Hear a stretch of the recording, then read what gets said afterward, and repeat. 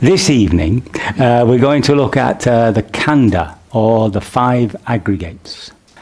There are many models of the human being. 3 of them you will be familiar with. So the Christian one is the body, soul and spirit. And the soul is the old word for mind and heart. And it's very close to Buddhism, the understanding. Because in Christianity you would believe you're born with the consequences of original sin. These Adam and Eve. From a Buddhist point of view, you're still born with original sin, but it's you that created it. Freud, who was more what we call it, materialistic. So he understood things from the point of view of drives. Impulsioni. In later life, he also came close to Buddhism. He saw 2 main drives. Eros, which was the drive to live, and Thanatos, the desire to die.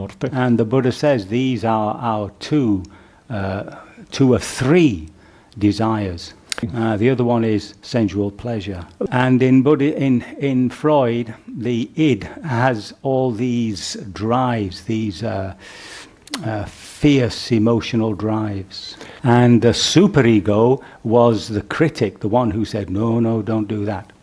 And in the middle, you have the ego, the consciousness, trying to negotiate between the id and the superego. With the hope of leading a fairly happy life.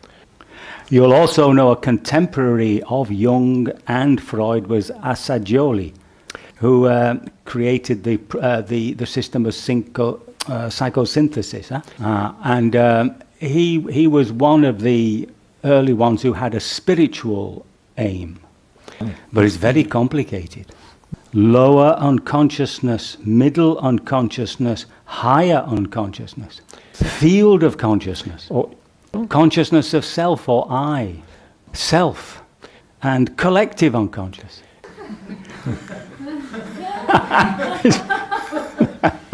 So the Buddha also has a model for us to work with, and he called them the Khandas, or aggregates. The Khanda also means a mountain. So a mountain of bits and pieces. And so there were 5 of these. The first is the body. And then there's feeling.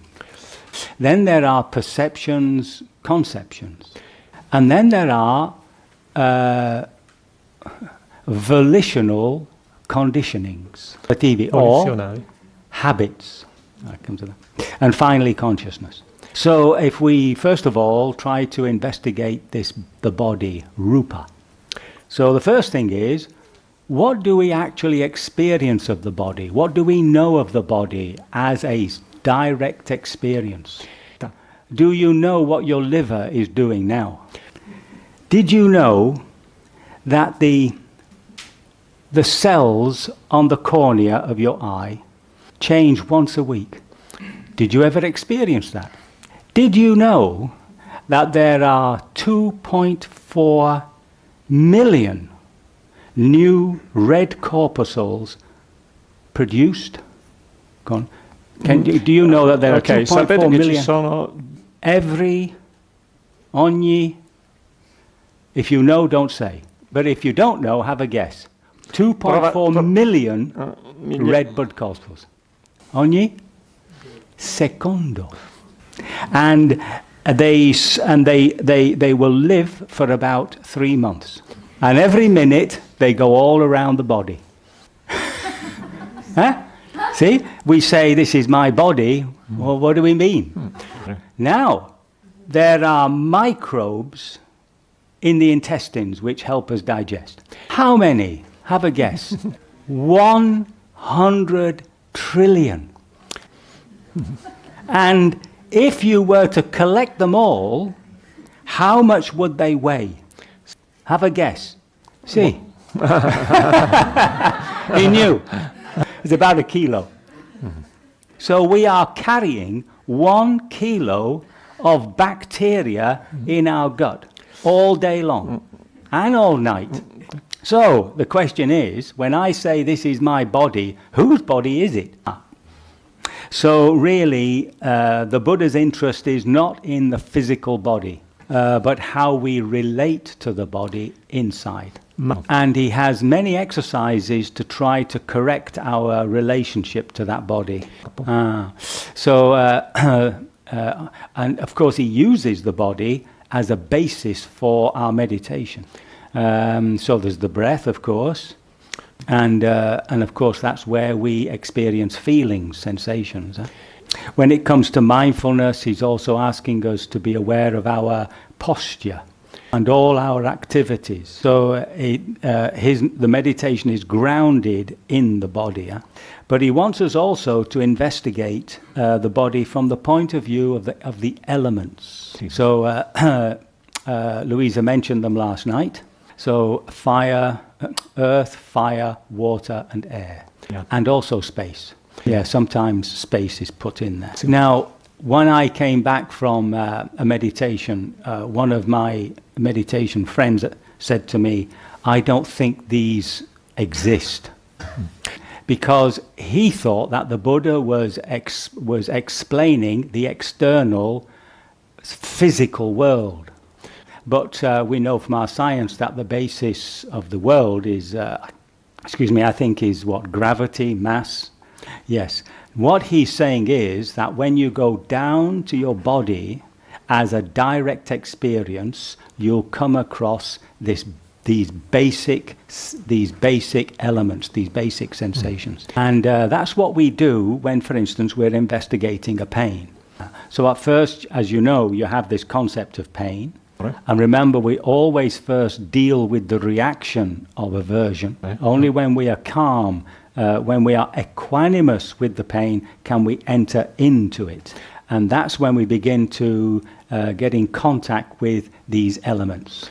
The elements are the point where the mind and body touch. So again, from Louisa's talk yesterday, it's the point of contact. And from these basic sensations, the mind creates the world. So when it comes to the earth element, we're looking in to see something that's hard or solid. So he gives us a list here. So for instance, hair on the head, which I haven't felt for a long time. Hair, nails, teeth, skin, flesh, and so on. Something you can feel the density of. Then we have the water element, which is fluidity, something that has some elasticity, cohesion. So it's like, sweat, fat, tears. He's got lots here. Urine. And then, and then there's the fire element. Cool. So this is all to do with heat. I mean, he mentions here the whole process of digestion, which creates the heat for our body. Yeah? But of course, you can feel heat in many ways throughout your body. Yeah? The wind element is motion, movement. So he talks about movements of the body, of course, in breath and out breath. So any movement, whenever you move, there must be somewhere these basic element of air. So now it is understood that these 4 elements are in all. Anything you experience has a combination of these 4 elements. Except that in certain experiences, some elements are obviously more obvious than others.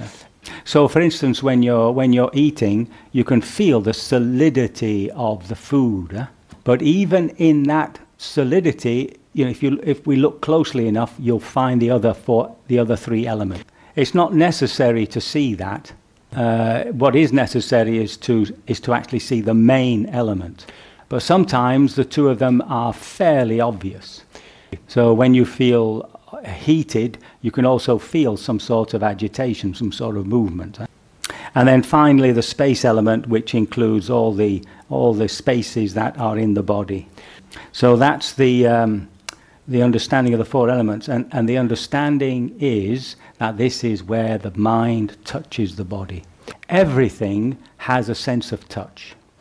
So even the eyes have, photons that touch the eye, touch the retina. That would normally come under the fire element. But I don't know if that can be actually experienced as such. But the ear you can experience.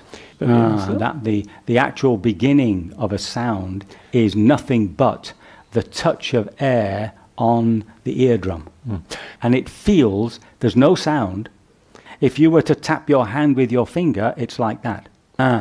And that basic information is then taken into the mind door, as it's understood, where it's sort of, the information is collected and we can make sense of it. Then he wants us to look at the relationship we have to the body in terms of beauty and ugliness. He has a great big list here. The obvious ones are intestines, bowels, feces, phlegm, pus, blood, sweat, fat and tears. Phlegma, pus, sangue, and sweat, sudore, fat and tears. grasso e lacrime. And at the end, urine. He's not shy about naming parts of the body that we would normally find disgusting. Now, when he gave this talk, probably at to a set of monks, they went off into the forest to investigate the impurities of the body. They became so disgusted that they started to commit suicide. And some of them were telling others that, this disgusting body, get rid of it. When this came back to the Buddha, he obviously must have been, should we say, a little shocked. He'd obviously stressed the repulsiveness a little too much. Yes, so he made a rule. There's only 4 rules if you break, you are no longer a monk. And this rule was, if a monk or nun murders, incites to murder, incites to suicide, and the person actually commits suicide, then they're no longer in community. Or a lay person. If you come to me in an interview and say, "Oh, life's terrible, I can't stand it," and I say, "Well, jump off the bridge."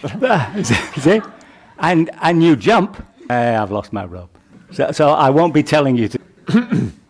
So the purpose of that, of course, is to go beyond the sense of disgust, to actually accept that we are animals. No difference between this body and the body of a cow or a pig or a dog. So it's developing that sense of equanimity towards the body. So that's one of his contemplations. This, by the way, these are in the discourse on how to establish right awareness. It's known as the jewel of the collection. Yeah. And the final one, of course, is the contemplation of death. He says that the contemplation of death is the most powerful of all contemplations. Right. Because, of course, death signifies the end of me. And that's where we come across our greatest fear. In those days, the bodies were just thrown onto a charnel ground. No, just an open ground. And animals, vultures, all animals would partake of the meal. And so you could go there to contemplate the slow dissolution of the body. Yeah. These days you'd have to have a special permission. In questi giorni invece, ai nostri tempi, bisogna invece avere un... So unfortunately we can't do that. By the way, in the commentaries it does give advice to somebody who wants to practice this sort of meditation. Contemplazione. It tells them not to sit windward. But I think the first time we see a dead body has an effect, I think. How many people have actually seen a dead body? Am I right in saying it has an effect? See? No? See? So, in the East, as a monastic, you can often go into the mortuary or into the, what do they call it when they try to find out how you died? What's that called? Autopsy, yes. You can go into the autopsy department and watch them cut a body up. Yeah, it's not considered strange. So you can see that the Khanda of the body that the Buddha is talking about is is how we experience the body. Remember, he is only concerned with the contents of our consciousness. He's not particularly interested in the physical world as, shall we say, a scientific view. So that's the first heap. So the next one is this Vedana, or feelings. And there's an interesting conversation here between Panchakanga and this monk called Udayin. Panchakanda asks Udayin, "Venerable Sir, how many feelings has the Blessed One spoken of?" And Udayin replies, 3 feelings: feeling of pleasure, feeling of pain, feeling of neither pleasure nor pain. Now Panchakanga, who was a carpenter, he said, no, he didn't. He only spoke of 2 feelings, feeling of pleasure and feeling of pain. And Udayin said, no, he didn't. And Panchakanda said, yes, he did. And this conversation just carries on. Huh? Anyway, finally, Ananda hears this discussion. So remember that Ananda was with the Buddha for the last 20 years of his life. And he says that actually the Buddha describes feelings in many ways. So just to give you a sense of that, you have 6 different types of feelings coming from your sense bases. The 6th, remember, is the mind, the heart mind. It's the feelings in the body you get from emotions. So when you multiply that by pleasant, unpleasant, and neither pleasant or unpleasant, you've got 18 different types of feelings. When you again look at those feelings from the point of view of worldly feelings, such as the pleasant feelings of eating, as opposed to spiritual feelings coming from compassion, love, joy, you now have 36 different feelings. And eventually I think you get to 108. I don't think that's necessary to actually see that in order to become liberated. It just shows that you can continuously break something down. So there are 3, what is important is to recognize that there are 3 different types of feelings: happiness, unhappiness, and equanimity. So and the difference between those pleasant feelings that come from a worldly level, shopping, social media, and so on, and those that come from the renunciate life, such as love, compassion. So both of these bring happiness. Remember that the feeling of compassion is a warm feeling, yeah? If the compassion becomes a difficult feeling, then something has entered into it. Pity. Pity for somebody. Or the fact that you cannot bear to see somebody else suffering. But that's another topic. Huh? And when it comes to unhappiness, there are many things, of course, that makes us unhappy. And there are, again, those joys that come from renouncing selfishness, such as generosity. And then finally there are those where equanimity, and I think this is a very interesting point. It's because equanimity can be hard to distinguish from indifference. So a person might say, I'm not interested, I don't care for it, etc., and have no feeling, be what they think is equanimous. They're not upset. But actually it's a hardness, it's an indifference. Whereas equanimity is the ability not to react to something in an unwholesome way. So for instance, it stops love moving towards attachment, and compassion towards pity, sorry for somebody. So that is the whole area of feeling, what we experience in the body as feelings. The important thing is to understand that from the Buddha's point of view, mental or physical, is just all feelings. The third heap is perception, sanya. So remember that even animals have the ability to make photocopies in the mind. They also live their lives through their imagetic history. That's how a dog can know its master or mistress. If they had not this quality, then they wouldn't know who to go to for their food. We have the added capability of putting these little words to them, these notes. And this opened up for us a whole different way of living. So perception here is both the original percepts that you have when you experience anything new, and that these grow into concepts. So we have concrete concepts so that we can recognize certain things. So we all know what an apple looks like. And then there are the higher conceptions which are within the process of thinking itself, until we come to these very high concepts of idealisms, freedom, democracy, etc. These remain in this particular category. Sorry, what remains? These concepts. So then so that's the third heap.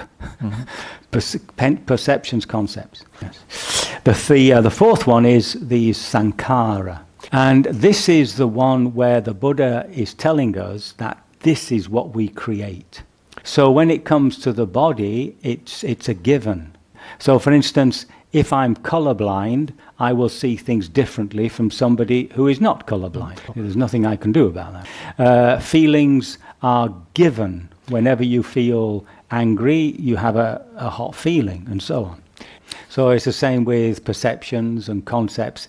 A lot of it is given to us, but not all. Ma non tutte. Because in the sankhara, these two qualities of feeling and the ability to conceptualize, when they come together, they produce our train of thoughts, and those are our sankharas. So some of it, a lot of the stuff that we do think is rubbish, of course, but some of it is important. So you have to distinguish between those thoughts the mind are having which are useless, a waste of time and rubbish, and those which are useful and are using time in a good way. So I think to talk about our habits is about makes everything, I think, more clear. And the important thing to understand is that we create these through our will, and that they have their own energy, their own power. That's why it's so difficult to let go of a strong habit. Right? You cannot destroy a habit. You can't say, I won't do that anymore. I mean, you can say, I won't do that anymore, but you'll do it again.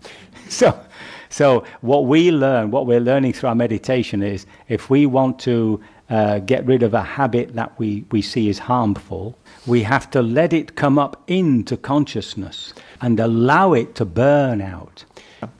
And we also realize that every time that habit picks up a story from the mind, it's making it bigger and bigger. So if you want to make yourself depressed, just keep thinking about depressing things. I'm depressed. I'm so depressed. May all beings be depressed. Then I feel better. So you have to be careful. We have to understand that particular thing. Yeah. And just one little aside to that. How do we get to be? What are the constituents of fundamentalism, or a person who has a very immovable view? So the Buddha points to three things. First of all, there's the wrong view, and then there's the conceit. I'm right. I'm right. You're wrong. And then there's the attachment to that view. Yeah, an emotional commitment. So you can see when somebody has finally arrived at, so we say, some fundamentalist point, it's very difficult to change them, because what you're asking them to do is to undermine their sense of identity. So, for instance, there was a time in in Britain where people, communists, praised Stalin. Even when the news came through of what a tyrant, a horror this man was, they just thought it was capitalist fake news. And these days you can see how destructive it is to our democracy, this fake news business. Then finally, so that's the heap where we are creating, and we can uncreate. So finally, there's vijnana, which is consciousness. Now, it might come as a disappointment in some way that the Buddha's use of words is not always clearly defined. First of all, words were used with slightly different meanings in those days. And sometimes when he's talking to somebody, he's obviously trying to communicate some truth to them. And he might enter into their understanding in order to explain something to them. So this word vijnana has quite a different meanings depending on which one you personally like.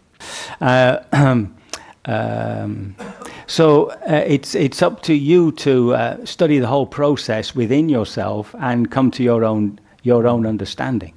So one of the definitions is that it's a discriminative consciousness. In other words, there's some ability to decide whether this is right or that is wrong.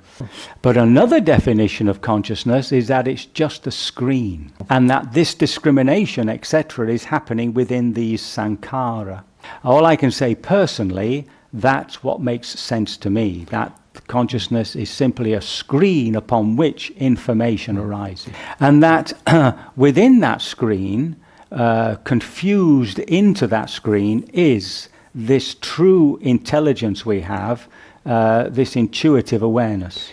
And the whole process then of liberation is to get this intuitive awareness out of that screen and to see the psychophysical organism as it really is. So every time you're in meditation and you are observing pain, emotion, images, thoughts, it's happening on that screen. And that screen is multidimensional. You're in it. It's like when you watch a film, you become the film. When we're in meditation, we found this place, so we say, outside the screen. We're actually looking at the screen. And no matter how you try, you can't get around it or behind it or under it. This is it. And so very slowly, as you come back, you get that very strong sense of being the observer, the feeler, the one who knows. See? No? See? See. So the spiritual question is, what is this sense of self? I'm aware of it. There is an awareness of it, so I can't be it. No? See? No. See? The perceiver cannot be the perceived. So just allow me to end with the great paradox. But before that, let me remind you of what you've been listening to. So we've been discussing these 5 aggregates, which is the Buddha's model for the human being. And his purpose is to deconstruct what we consider to be me, an entity, and to point very clearly to where the problem lies, which is in the sankhara, where we exercise our will. So coming back to this process of liberation, what are we liberating? What are we liberating? We are liberating this very intuitive awareness from the delusion that it has. It thinks it's this human being. Sì, ecco. So I'd like to leave you with a quote from the very great Saint Francis. He said, che diceva, what you are looking for is what's looking. Oh, yeah? Yeah?